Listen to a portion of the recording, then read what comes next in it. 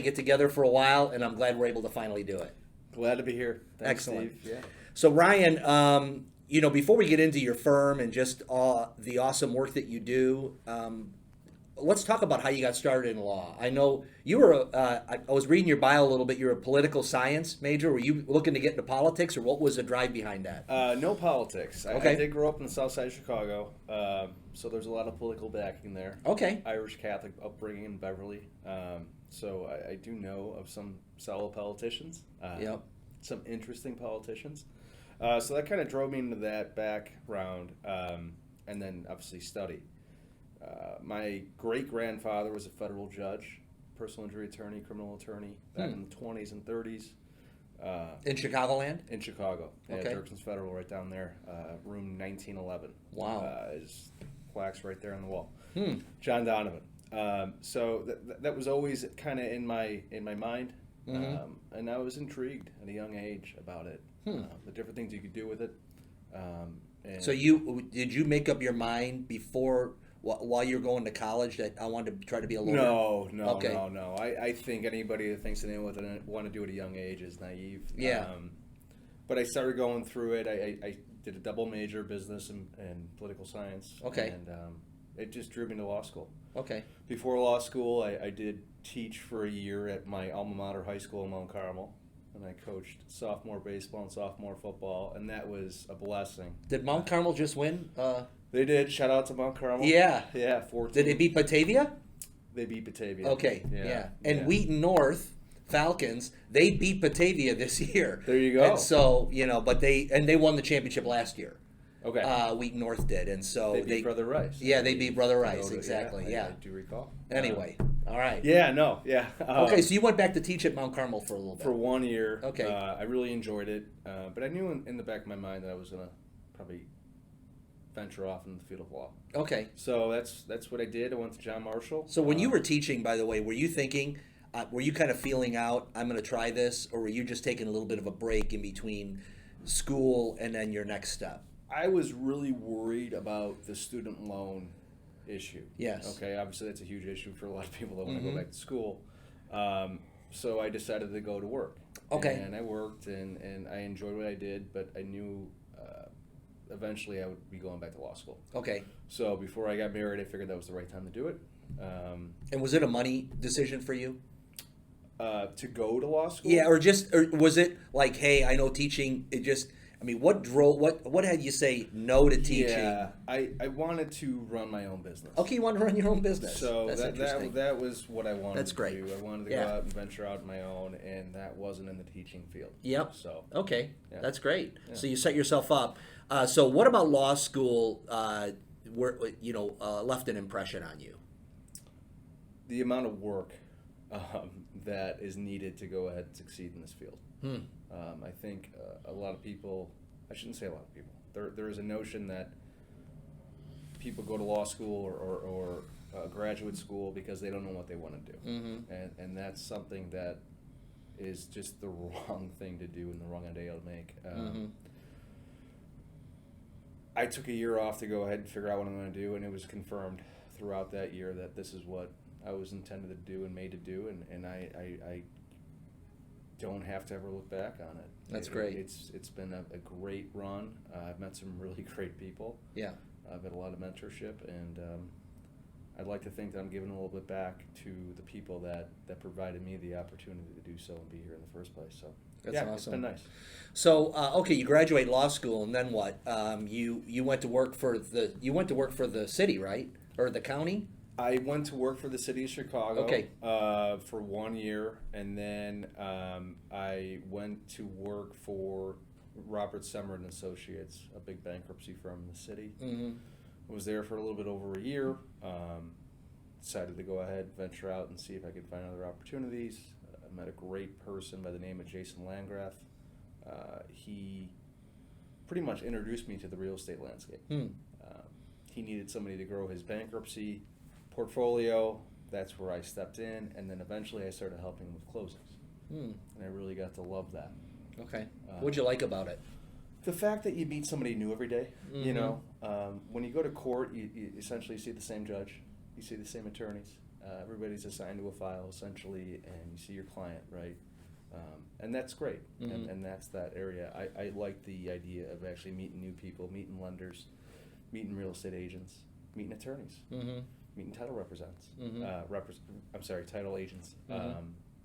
And that was intriguing to me, and I feel like I have a personality where I can really blossom by meeting new people and creating relationships and growing within those. So that was appealing to me. And when he sold his law firm, I had a couple good agents that wanted to continue to work with me, and I opened up Waite Law, and that was in 2013. So it's almost 10 years. Was that a like, looking back at it, was that a big decision for you, or was this kind of like, that's where I'm heading, it's my natural thing, no fear, here we go? It was huge, but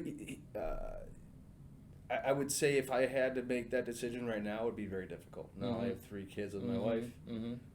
You were married then, but no kids? We were married, no kids. Okay. So it was easier, I think. And if I didn't make the decision then, I still think I would like to think I would have made it eventually, but I don't know. Yeah, that's an interesting point. Just for, there's a lot of people that watch our podcast that are like kind of career oriented, like figuring out their career or whatever it is. And a lot of times you can see when they start getting more and more responsibility, those steps are a lot harder to take, and all of a sudden they wind up staying in a place or not taking a risk that maybe they would have if they'd have done something sooner. So yeah, no interesting doubt. point. Yeah, those are called bricks. Yeah. Right? And the more bricks you take on, the harder it is to go ahead and swim. I was fortunate. I think I made the right decision. I know I did. And it probably presented itself at the right moment. But deep in your core, even back in whatever college, you were thinking, I want to be my own, like when you said you gave up teaching, you were like, okay, there's an entrepreneurial spirit that you had, that as opposed to I'm going to make my career as a great lawyer with some firm and just, sell out to the firm, so to speak. You've always had that in your mind. I've always had that spirit, and it's pretty much a tribute to my father. He owns and operates a crane and hoist company, gym company called Waite Equipment. Okay. There's another couple companies as well, but the main one is Waite Equipment. And he started that in 2001 or 2002, I'd like to say. And so, mind you, we lived in the city then, Beverly. Pretty much everyone in our block is a city employee, right? So government employee, government check. It's there every 2 weeks. My father's one of the few in the neighborhood that didn't have that. Wow. And it's not to say that it's a luxury, but he didn't have that. He had to go out and scrape and earn. And he did that. And he did that with 2 kids in private high school, one going to college, and my brother eventually went to college as well. So he made the decision when I'm literally going into St. Ambrose. And that's impressive. It is. It takes a lot of courage. And, there was a lot of times early on in my career when I started the firm that I was shopping around looking for other jobs because it's scary. It is scary to make your. And you're always looking at the other side. You looking at everybody else going, oh, that's that's better than what especially when your road ahead of you is kind of unknown. Yeah, and what I learned early on is you stop comparing yourself and your situation to others. You got to focus on what you have and what you can control. And my father always did that, and he blossomed. And without seeing him do what he did, I don't think I'd have the courage to do what I'm currently doing. So how big is what's his operation now? Sure. It fluctuates. 20 years in. Yeah, sure, it fluctuates. He's got over 100 employees. Wow. They're down in East Moline. He has another company out in Crestwood. That's great. Smaller company. So give or take between, the seasons, between 100 and 150 employees. Wow. So you got some judge in the blood, you got some entrepreneurship in the blood, right? So when did you know that your firm was established and that you were going to be here?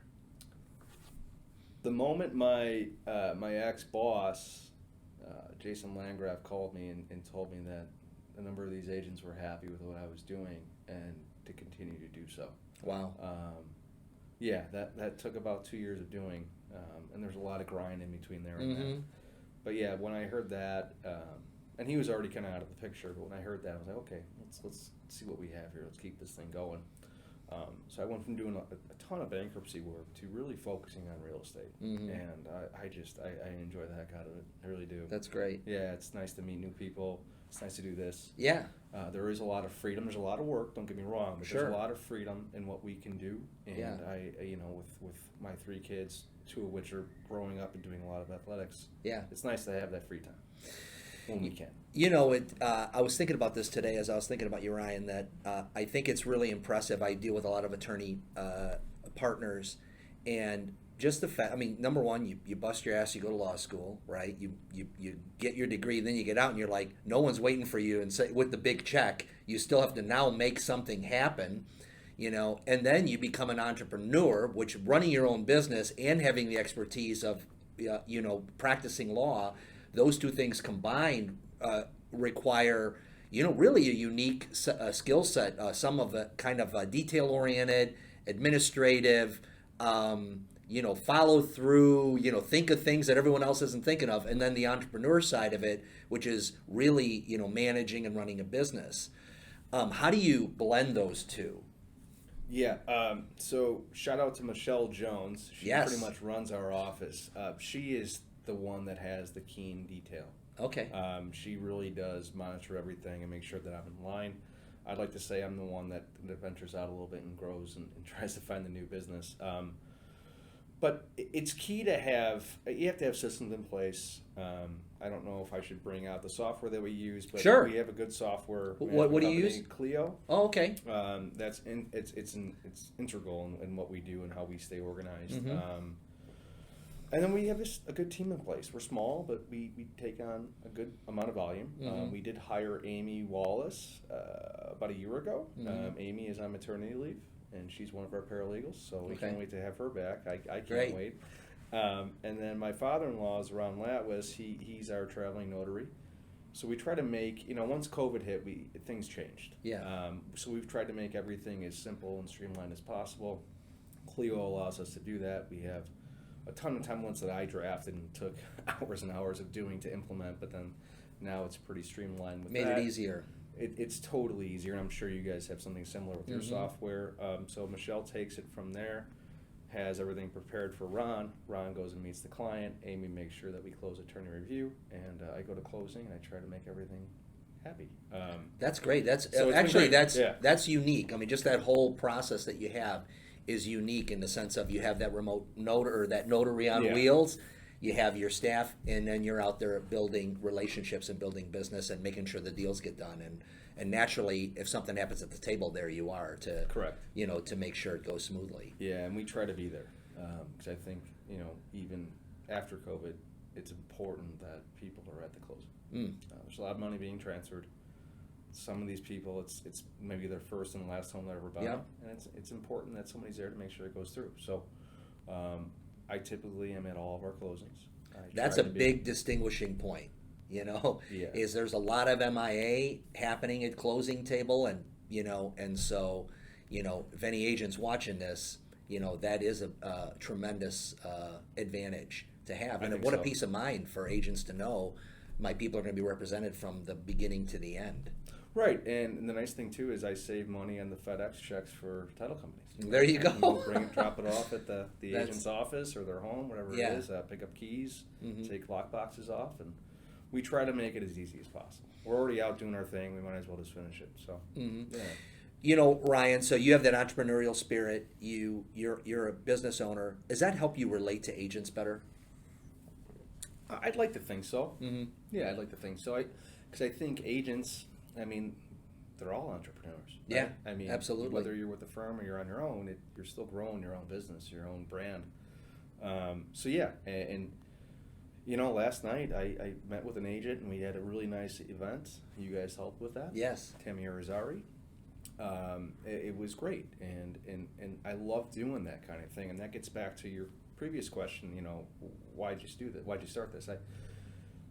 I saw what the other side of law was, and it was okay. Yeah. I saw what this was, and I love it. Yeah. It's. I don't look at it as law. I look at it as business. I look at it as a relationship, and it's growing. And you meet more and more people. I'm not sitting in a courtroom.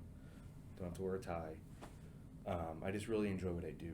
And so, yeah, getting back to your question, I think I can relate to agents, and I can't speak to for other attorneys, but I can relate to them on a pretty solid basis because I understand what they're going through. I understand what they need. Mm-hmm. I understand that growing business takes time, and it takes intuition, and it takes a personal touch, and Mm-hmm. I think we provide all of those. Well, it's unique to be self-aware enough to know that what you like to do. And I think when agents are referring someone that really likes what they do, it makes a difference in the whole transaction. That you're not working with someone that is waiting for the day to be over, but you're working with someone that embraces the job and considers it to be really important because it is. So No, I agree. Every one of these files can have hiccups, Mm-hmm. but if you truly appreciate what you're doing and you appreciate who you're working with, I mean, Mm-hmm. that's the biggest thing. Mm-hmm. If you don't know who you're working with, you might put things to the side a little bit. But if you know who you're working with and who you're working for, Mm-hmm. you're going to want to see it through, and you know that even if this deal is currently struggling a little bit, the next one's going to present something better, right, and or different. And as long as you continue to grow those relationships and you can show the agents what you can do and what you're capable of, they're Mm-hmm. probably going to use you again, right? That's awesome. And so, yeah, we enjoy it. I think we've created a unique niche. We have some really loyal agents. Mm-hmm. I can't tell you how thankful I am for that. Absolutely. But we also know that it doesn't stop there, right? Mm-hmm. You have to continue to produce, continue to do a good job, and at the end, you got to keep the client in mind.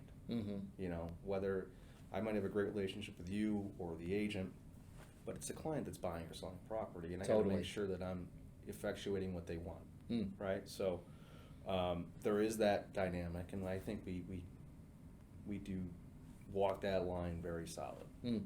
So Ryan, do you guys do any more bankruptcy at all? We do. Okay. We do. We are advertising for it, not as much as we used to do. But we do a lot of Chapter 7, a lot of Chapter 13 work. I've gotten away from the Chapter 11 work. Okay. We just don't have the staff to take that on. But Chapter 7, Chapter 13, it's all personal liability, reorganization of debt. We can handle that. Again, that's problem solving. That's meeting people in a time of distress. And so when things escalate in a real estate transaction and all that, how do you keep everyone calm? Or is that something that you're consciously aware of? That there's a lot of tension, there's a lot of emotion. It's a first time situation with a lot of people, or they're buying and selling, and a lot of action is happening in a short period of time. How are you kind of that voice of reason or that calm in the storm? Separate rooms. Right? No. Typically, honestly, Steve, when I meet these people, they've already kind of come to grips with where they're at financially. Okay. So I haven't really had too many blow-ups. Okay. They know where they're at. I walk them through what their obviously options are, and Mm-hmm. we pick the best one for them, and we go through it. Very rarely is there a blow-up. That's great. So they come to grips. There's certain ways I can explain their options, and they understand what's going on, and we move forward and do the best for them. Awesome.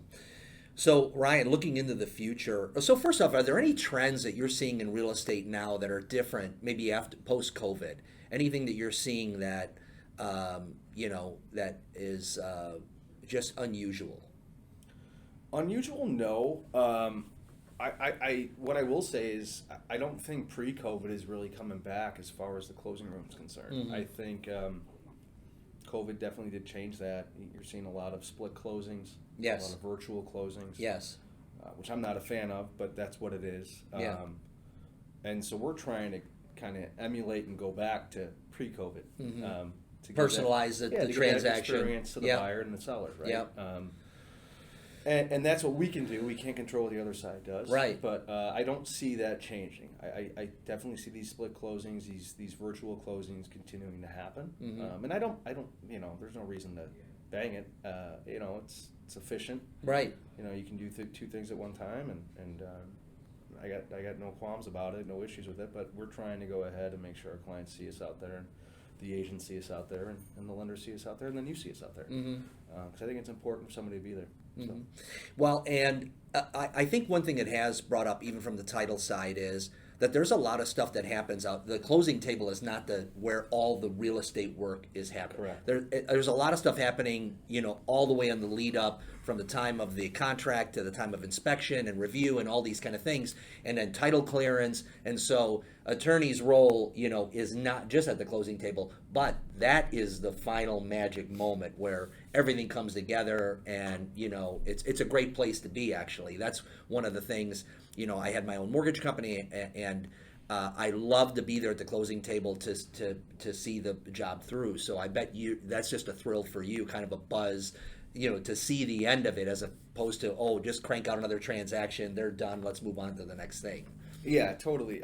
Even today, we had a closing, and there were some hiccups. Mm-hmm. There was a post-possession agreement that we had to negotiate last hour. That was on Monday, so our clients were all expected to sell their place and move in on Monday, and they couldn't move in until today. Mm-hmm. So there was some heat there, right, to say the least. And I felt horrible for them, but we did the best we could. And then I met them today, and cooler heads prevailed, and we got to actually meet face to face. We had a lot of conversations over the phone, but we actually didn't meet in person until today, and that was a good thing. That was a good opportunity. I got to meet a lender and an agent as well. Wow. So it's nice to meet those people and see who you're talking to, and then if there are any issues, obviously throughout the contract, which there typically are. Sure. It's nice to go ahead and just talk to them and explain what happened, and there's no hard feelings, but it's good to go ahead and mend that fence. That's great. Yeah, and it's and getting in front of people and not being afraid of the awkward moment is there's a lot of magic that happens right then, because people realize you're a human being, they're a human being, maybe they got a little bit carried away or whatever it is, and all of a sudden you start meeting and talking with people, and you can come together in a much different way and actually have a relationship that can carry on beyond that table right there. That's great. Yeah. So agents who are working with you, Ryan, what can they expect? I mean, if there's agents watching this that say, "Hey, listen, I'm looking to add to my attorney, arsenal or whatever it is," what can they expect from Waite Law Firm? Sure, communication, presence meaning we'll be there. Yeah. We don't have an office number. We have cell phones. So if you want to call us, you can call us. If you want to text us, you can text us. I'd like to think we're pretty on top of our communication streamline. And then on top of that, personal touch. Like I said, we have our traveling notary. He's my father-in-law. Everything's pretty much within our family. And we have a low fee. I'm not going to go ahead and broadcast that now, but you can go to our website, waitelaw.net. And within that, some people think there's a catch. There isn't a catch. We're just trying to grow business, trying to get you into our family. And once you do that, I think you'll understand why people keep using us. But yeah, there's no rhyme or reason. I just think COVID, for business purposes, really transformed our business and our platform, because we haven't stopped. We continue to grow. I continue to hire, and we're hiring good people. And we have the same motto, and that's just communication and personal touch.